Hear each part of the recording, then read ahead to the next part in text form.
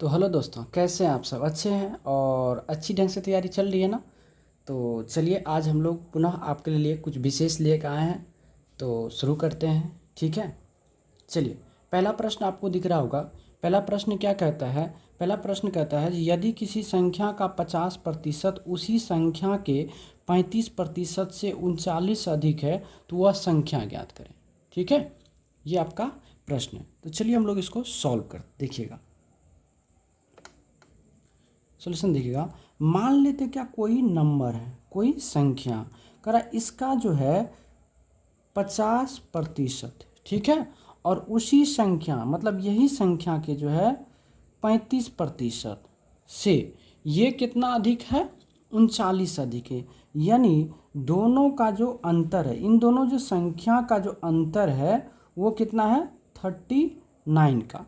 लेकिन जब हम परसेंटेज के बीच के अंतर अगर बात करें तो दोनों के प्रतिशत के बीच का कितना का अंतर है? तो 15 का अंतर है। कितना का अंतर है? 15%। लेकिन रियल में कितना है? 39 का। तो क्या यहाँ से हमने लिख सकते हैं जो 15% बराबर 39? तो संख्या जो होता है वो तो हमेशा 100% होता है, तो 100% वैल्यू निकाल लीजिए। तो 39 बटे कितना हो गया? 15, और गुना क्या करेंगे? 100। कोई तकलीफ नहीं ना? नहीं तकलीफ। चलिए अब इसको काट दीजिए। 5 से काटेंगे तो 5 तिया 15 और 20 पंचे 100, और 3 से काटेंगे तो 13 तिया 39, तो 13 दूना कितना हो गया? 26, यानी कितना? 260। तो यहाँ से लिख देंगे अतः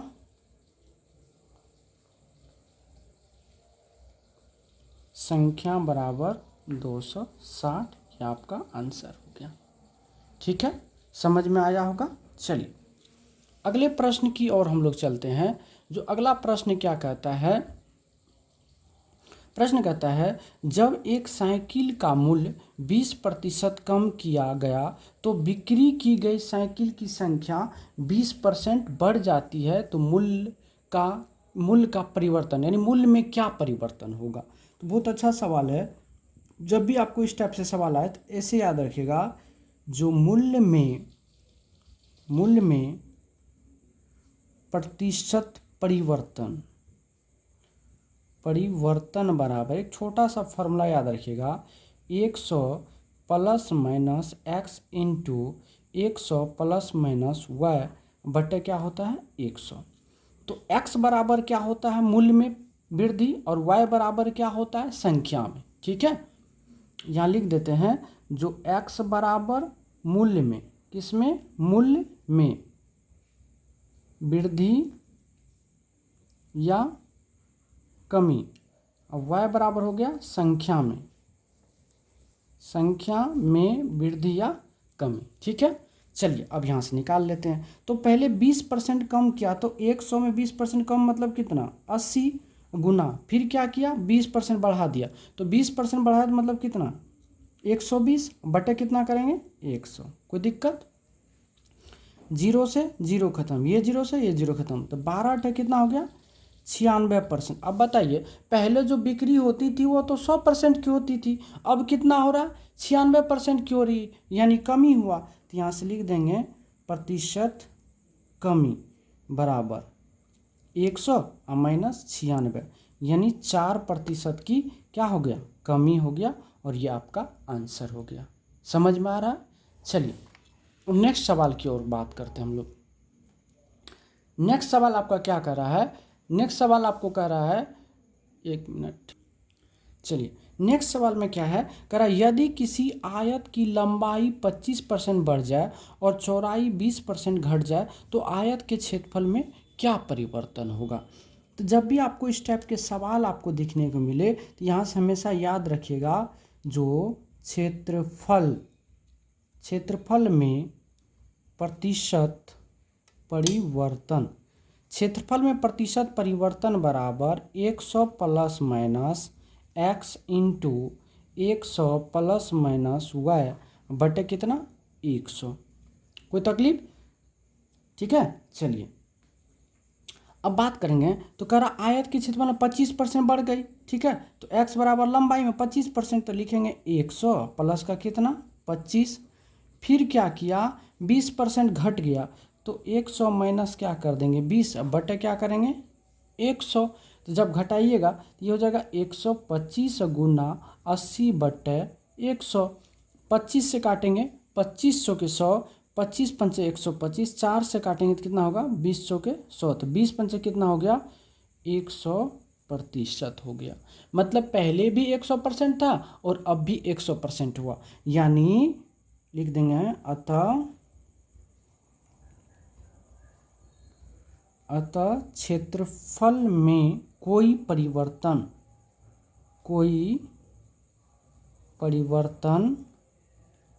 नहीं होगा। अतः क्षेत्रफल में कोई परिवर्तन नहीं होगा, और ये आपका फाइनली आंसर हो गया। ठीक है, यहाँ तक में कोई दिक्कत। चलिए अब नेक्स्ट सवाल की ओर चलते हैं। अगला सवाल पढ़िएगा। अगला सवाल क्या कहता है, जब 12 वस्तु का क्रय मूल्य 16 वस्तु के विक्रय मूल्य के बराबर है तो प्रतिशत लाभ या हानि ज्ञात करें।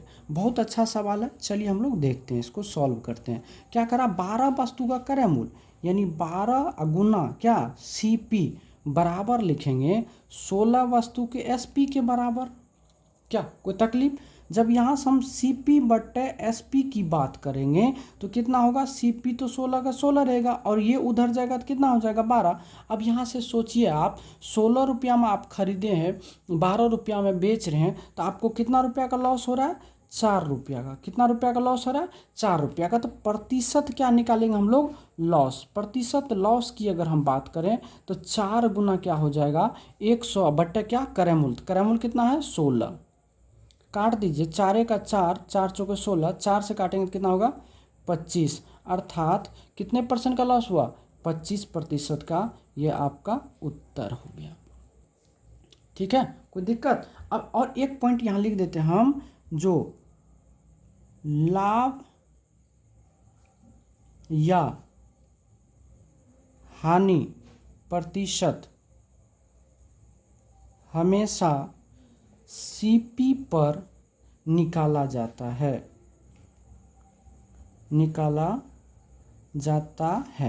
ठीक है दोस्तों, समझ में आ रहा ना। देखिए एक एक पॉइंट को हम तोड़ के आपको समझाते हुए चल रहे हैं। ठीक है, तो थोड़ा आप लोग हमें सपोर्ट करिए, और अच्छा से कर भी रहे हैं। अभी के दौर में जो है वीडियो पे कम से कम 7,000 8,000 व्यूज आ रहा है, तो ये आप लोग का प्यार है, मोहब्बत है। ठीक है, इसी तरह प्यार मोहब्बत देते रहिए, हम भी आपके साथ हैं। चलिए अगला प्रश्न है। अगला प्रश्न कहता है, एक विक्रेता 250 वस्तु बेचता है तो उसे 50 वस्तु के विक्रय मूल्य के बराबर लाभ होता है, तो लाभ प्रतिशत ज्ञात करें। जब भी आपको इस टाइप से सवाल आ जाए तो आप डायरेक्ट यहाँ से क्या करना है, SP बराबर मान लीजिए कितना 250 रुपया, प्रॉफिट बराबर कितना हो गया 50 रुपया। तो यहाँ से अगर आप CP निकालेंगे तो 250 माइनस 50 यानी कितना हो गया, यानी 200 रुपया। ठीक है, तो आप यहाँ से क्या निकाल लीजिए, प्रतिशत प्रॉफिट बराबर, तो कितना रुपया का लाभ हो रहा है 50 रुपया का ना, तो कितना लिखिएगा यहाँ 50 गुना 100 बटे कितना, लाभ और हानि हमेशा क्रय मूल्य पे होता है, तो 50 का 50, 50 के 200, 4 से काटेंगे कितना होगा 25, यानी हो गया 25%, और ये आपका आंसर होगा। ठीक है, तो जब लाभ होगा तो देखिएगा बस लाभ के बराबर या हानि के बराबर, तो सीधा बात समझ लीजिए, जो वस्तु बेचता है वो SP हो जाएगा, जितना रुपये का लाभ या हानि होता है वो प्रॉफिट हो जाएगा या लॉस हो जाएगा। अब इसको ये दूसरा तरीका से अगर हम लोग बनाना चाहेंगे इसको, तो मान लेंगे कि यानी 1 वस्तु का जो SP है वह 1 रुपीज़ मान लेंगे, 1 रुपया, तो 250 वस्तु बेचा, तो 250 वस्तु का जब SP निकालेंगे तो 250 रुपया हो गया, तो ये आपका क्या हो गया SP हो गया। अब एक वस्तु का SP 1 रुपया है, तो 50 वस्तु का SP कितना हो जाएगा बताइए, 50 रुपया होगा, तो ये आपको क्या होगा प्रॉफिट हो जाएगा। SP प्राप्त हो गया, प्रॉफिट प्राप्त हो गया, तो यहाँ से CP नहीं निकलेगा, तो CP बराबर 250 माइनस 50 यानी कितना हो गया 200 रुपया हो गया, और लाभ प्रतिशत निकाल लेंगे, 50 रुपया का लाभ तो 50 गुना 100 बटे 200, यही चीज़ हम लोग किए थे। ठीक है, समझ में आ गया होगा। अगला बात करते हैं, अगला सवाल पढ़िए। अगला सवाल क्या कहता है, कहता है कुछ वस्तुएं 5 रुपया में 6 के हिसाब से खरीदा तथा 6 रुपया में 5 के हिसाब से बेच दिया, तो लाभ प्रतिशत ज्ञात करें। बहुत अच्छा सवाल है। जो वस्तु आप खरीदते हैं वो आपका 100% होता है, तो या क्या यहाँ से हम लिख सकते हैं, जो 5/6 यानी 5 रुपया हम जब 6 वस्तु खरीदे हैं, ये मेरा 100% है। ठीक है, अब कितना में बेचे, 6 रुपया हम करा, 6 रुपया में 5 की दर से हम बेच दिए, तो निकाल लेंगे ना कितना परसेंट हुआ। तो 100 गुना 6/5 गुना, और ये अगर इधर जाएगा तो पलट के हो जाएगा, तो 6 बटे कितना हो जाएगा, 5। इधर 5/6, उधर जाएगा तो 6/5 हो जाएगा। 5 से 25, अब 25 चौके 6 होगा, 6 चौके 6 छाके 36 चौके होता है 144%। अब बताइए, आपने 100% में खरीदा, 144% में क्या किया, बेच दिया, तो आपको लाभ हुआ कहाँ, नहीं तो लाभ हुआ कितना परसेंट का, निकाल लेते हैं। तो लाभ प्रतिशत बराबर क्या हो जाएगा, 144 माइनस 100 बराबर 44% का आपको क्या हो गया, लाभ हो गया। ठीक है, समझ में आया होगा। तो देखिए, तो जितना रुपया में खरीदा वो आपका 100% हो गया, और जितना बेचा तो उसका वैल्यू निकाल लेंगे हम। तो 100 से अगर अधिक होता है तो लाभ होता है, और 100 से कम होता है तो क्या होता है, हानि होता है। ठीक है, चलिए अब नेक्स्ट सवाल की ओर चलते हैं। अगला सवाल आपको दिख रहा होगा। अगला सवाल क्या कहता है, जो किसी वस्तु को उसके अंकित मूल्य पर 14% का बट्टा देकर इतना रुपया में बेचा जाता है, तो वस्तु का अंकित मूल्य ज्ञात करें। बहुत अच्छा सवाल है। ठीक है, कहता मान के चलते हैं कोई वस्तु, उस वस्तु का MP कुछ ना कुछ था, इस पे वह क्या किया, 14% का छूट दिया। 14% का छूट दिया मतलब कितना, 86%। 86% का वैल्यू कितना दे दिया, 387। तो क्या इसको हम सॉल्व करेंगे, तो MP गुना 86/100 बराबर लिख सकते हैं ना 387। क्या कोई दिक्कत नहीं ना। अब अगर काटिएगा इसको तो 2 से कट जाएगा, 2 चौके 8, 2 तिया 6, फिर 2 से काटेंगे तो कितना हो जाएगा, 50। अब 43 से कट जाएगा, 9 मरतबे ये आपको क्या हो जाएगा, कट जाएगा। तो यहाँ से आपको हो गया क्या, जो MP/50 बराबर 9, तो क्या MP बराबर नहीं लिख सकते हम 50 गुना 9 अर्थात 450 रुपया। ये आपका क्या हो गया, अंकित मूल्य गया। कुछ ना कुछ मूल्य था, उस पर क्या किया हुआ, 14% का छूट दिया, मतलब 86 में दिया, जो इतना वैल्यू दिया हुआ आपको। ठीक है, तो MP गुना 86/100% काट के बराबर कर दीजिए, आपका आंसर आ जाएगा। ठीक है,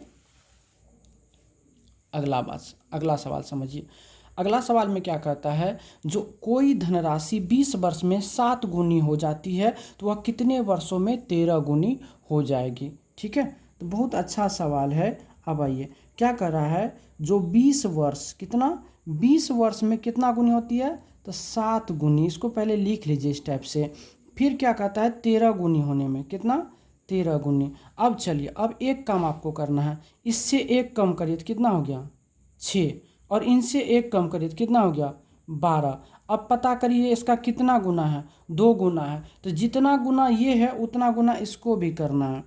तो 20 गुना कितना हो जाएगा, 40 वर्ष। कितना हो जाएगा, 40 वर्ष, अर्थात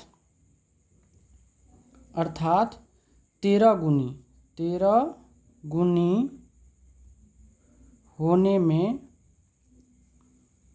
40 वर्ष का समय लगेगा।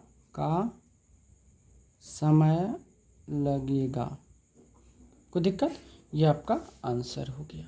चलिए अब नेक्स्ट सवाल की बात करते हैं। सवाल कहता है, 944 रुपया की एक राशि को जो 4 बराबर वार्षिक किस्तों में दे है, यदि साधारण ब्याज की दर कितना है, 12% है, तो प्रत्येक किस्त का मान ज्ञात करें। प्रत्येक किस्त का क्या करें, मान ज्ञात करना है। ठीक है, तो चलिए, तो इस टाइप के जब सवाल आते हैं तो ठीक है, तो प्रत्येक किस्त की अगर बात आती है तो आपको 100% का वैल्यू क्या करना है, निकालना। ठीक है, तो चलिए, सबसे पहला काम, जितना टाइमिंग दिया है वो टाइम ले लीजिए। कितना है, 4 बराबर, मतलब वार्षिक किस्तों मतलब 4 वर्ष में, तो 4 गुना क्या कर दीजिए, 100। उसके बाद प्लस ले लीजिए, कितने वर्ष में, दर क्या है, 12%, तो 1 वर्ष में फिर 12%, फिर क्या करना है, दूसरा वर्ष के लिए कितना हो जाएगा, 12% है, फिर क्या करना है, तीसरा वर्ष के लिए भी 12%। 4 वर्ष में देना है ना, तो 3 वर्ष तक जाना है। ठीक है, ये आपको काम करना है।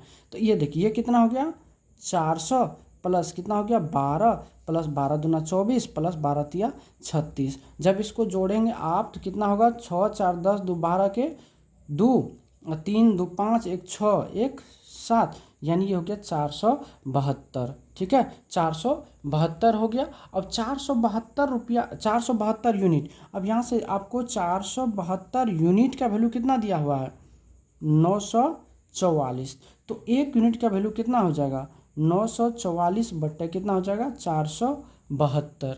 एक यूनिट का वैल्यू कितना होगा, 72। इसीलिए आपको कितना निकालना है, 100 यूनिट का वैल्यू निकाल। जब 100 यूनिट का वैल्यू निकालेगा तो हो जाएगा 944 बट्टे 472 गुना 100। यहाँ से काट दीजिएगा, 2 मरतबे कटेगा, बराबर कितना हो गया, 200 रुपया। ये आपका क्या हो गया, किस्त हो गया। यानी प्रत्येक किस्त का जो मान होगा वो कितना हो जाएगा आपको, प्रत्येक किस्त का जो मान होगा वो हो जाएगा आपको 200 रुपया। समझ में आया? ठीक है, चलिए अब नेक्स्ट सवाल की ओर चलते हैं। नेक्स्ट सवाल है, करा किस वार्षिक चक्रवृद्धि ब्याज की दर पे 3000 रुपया की राशि जो है 3 वर्ष में इतना रुपया हो जाएगा। बहुत आसान सवाल है कि नहीं, बहुत क्या है, आसान सवाल है। अब देखिए, अब कितना वर्ष में करा, 3 वर्ष में। कितना, 3 वर्ष में। ठीक है, अब 3 वर्ष में तो अब एक ही बात करेंगे, मान चक्रवृद्धि इतना रुपया हो जाएगा, अमाउंट बराबर क्या होता है, तो P इंटू 1 प्लस आर बट्टे 100 टू पावर T होता है, यही ना होता है। तो अमाउंट कितना है, यहाँ से अमाउंट है आपको 3993 बराबर प्रिंसिपल वैल्यू कितना है 3000 इंटू 1 प्लस आर बट्टे 100 पर पावर कितना है 3 है। कोई तकलीफ नहीं। अब देखिए, क्या यहाँ से हम ऐसे लिख सकते हैं, अगर काटा जाए तो 3 से हो जाएगा कितना, ये 1000, और ये 3 से काटेगा तो 3 का 3, 3 3 9, 1331। क्या यहाँ से आप ऐसे लिख सकते हैं, 1 प्लस आर बट्टे 100 का पावर इतना बराबर 1331 बट्टे 1000। क्या आप इसको पहले से पावर क्यू करिए। अगर आप 1 प्लस आर बट्टे 100 करते हैं और बराबर क्या हो जाएगा, इसका क्यू हो जाएगा उधर, तो इधर क्यू हो जाएगा, तो ये हो जाएगा 1331 बट्टे 1000, यानी क्यू, यानी हो जाएगा ये 11 बट्टे कितना 10 हो जाएगा, सॉरी 11 बट्टे कितना हो जाएगा 10 हो जाएगा। ठीक है, 11 बट्टे क्या हो जाएगा 10 हो जाएगा। तो यहाँ से अगर आप 1 प्लस आर बट्टे 10 है, मतलब यहाँ से अगर देखा जाए, अगर रेट निकालें हम, तो आर बट्टे 100 बराबर 11 बट्टे 10 माइनस 1 हो जाएगा। जब इसको सॉल्व करिएगा तो 1 बट्टे 10 हो जाएगा। यहाँ से 1 जीरो से 1 जीरो खत्म हो गया, यानी आर बराबर कितना हो गया 10%, और ये आपका क्या हो गया, आंसर हो गया। ठीक है, आइए नेक्स्ट सवाल की ओर बात करते हैं हम लोग। नेक्स्ट सवाल क्या कहता है, ए और बी किसी काम को क्रमशः 20 दिन और 12 दिन में पूरा कर सकता है। ठीक है, चलिए बहुत बढ़िया सवाल। कहता है ए किसी काम को 20 दिन में, बी उसी काम को 12 दिन में। तो सबसे पहले एलसीएम अगर लीजिएगा तो कितना हो जाएगा 60, तो 20 दिया 60, 12 पंचे 60, कोई दिक्कत। ठीक है, अब क्या कहता है, जो ए ने अकेला कार्य प्रारंभ किया और 4 दिन बाद, ए 4 दिन तक किया, तो ए जो है 4 दिन तक कितना काम किया, तो 4 गुना 3 यानी 12 काम कर लिया। शेष काम कितना बचा, शेष काम यानी 60 में से 12 गया तो कितना बचा 48। अब 48 काम दोनों किया, यानी ए प्लस बी दोनों मिलके किया, यानी 48 बटे कितना 5 3 8, यानी 8 6 के कितना 48, यानी 6 डेज में ये इधर 48 काम कराया और 4 काम ये किया, तो यानी कुल समय बराबर कितना हो गया, यानी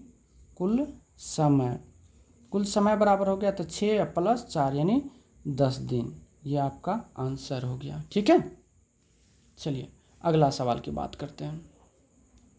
अगला सवाल क्या कहता है, जो 120 मीटर लंबी एक रेलगाड़ी प्लेटफॉर्म पर खड़े एक व्यक्ति को पार करने में 10 सेकंड का समय लेता है, तो रेलगाड़ी की चाल ज्ञात करें। तो आपको पता है जो चाल बराबर क्या होता है, चाल बराबर होता है दूरी अब बट्टा क्या होता है समय होता है ना। तो दूरी कितना दिया हुआ 120, समय कितना है 10, 10 से 10 कट किया, ये हो गया 12 मीटर प्रति सेकेंड, और ये आपका आंसर हो गया। तो दोस्तों यहाँ तक के सफ़र में अगर कोई भी तरह की दिक्कत आए तो आप हमें कमेंट्स के माध्यम से पूछ सकते हैं। ठीक है, देखिए अभी मन लगा के थोड़ा पढ़िए क्योंकि ढेर सारा वैकेंसी आने वाली है। ठीक है। तो आज की कथा को हम लोग यहीं रखते हैं। धन्यवाद।